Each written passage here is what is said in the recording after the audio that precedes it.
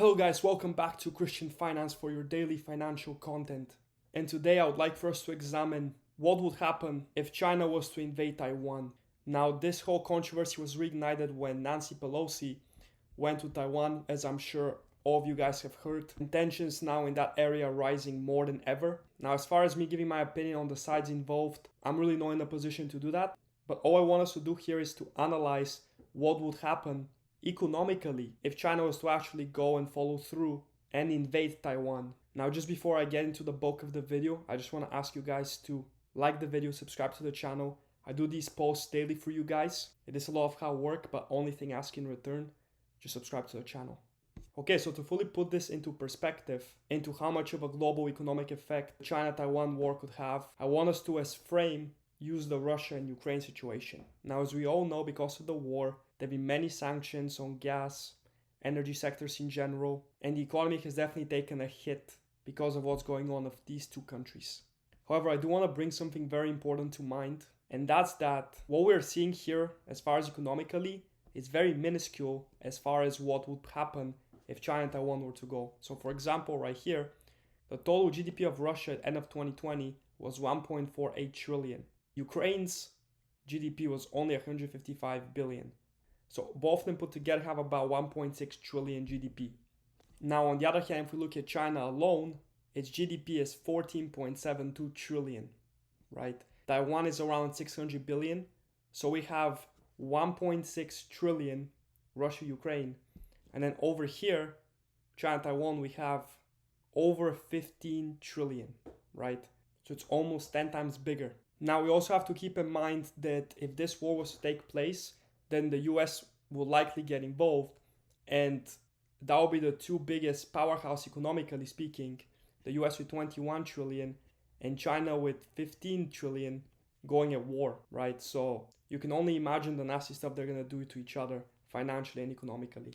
Now, for those of you that may or may not know, Taiwan is actually the biggest semiconductor exporter in the world, with nearly half of semiconductor exports taking place in Taiwan. And for those of you unaware of why semiconductors are useful, we literally need them for pretty much all electronics, right?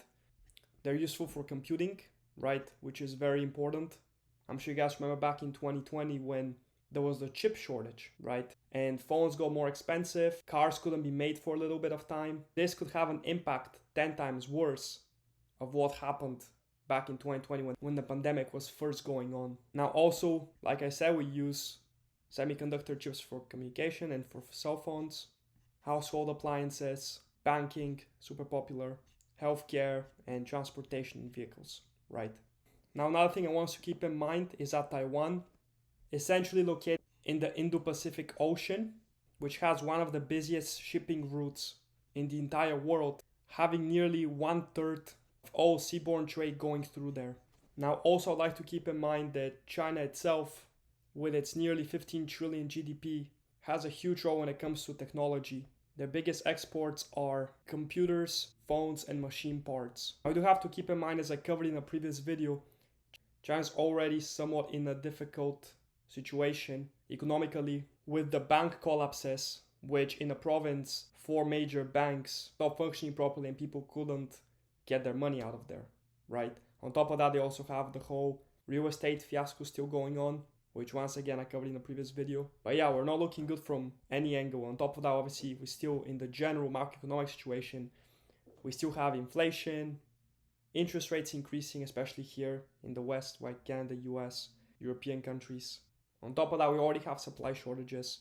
So this war, if it was to occur, would make everything a lot worse. So my biggest recommendation to you guys is be alert, right? This is not to scare you, but just to let you know, hey, if this was to happen, it will make things a lot worse economically. Obviously, economically even is not the worst thing that's going to happen. A lot of people's lives are going to be at risk. But again, bringing it back to strictly finances, which is what this channel covers. In these tough times, guys, live below your means. Try to maximize income as much as possible.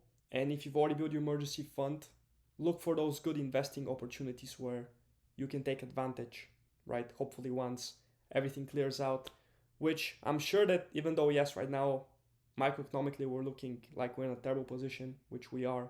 it cycles, right? I have no doubt that we're gonna come out of this one. It'll just take some time. But again, it's a time to be cautious. It's a time to appreciate the little things. And yeah, hopefully we'll never even get to the war of these two between China and Taiwan, right? It will be a lot better for everybody in the world. But yeah, guys, with that, the video is over. Let me know what you guys think about this topic down below. Like the video, subscribe to the channel, helps me out a lot. And as always, guys, stay diversified.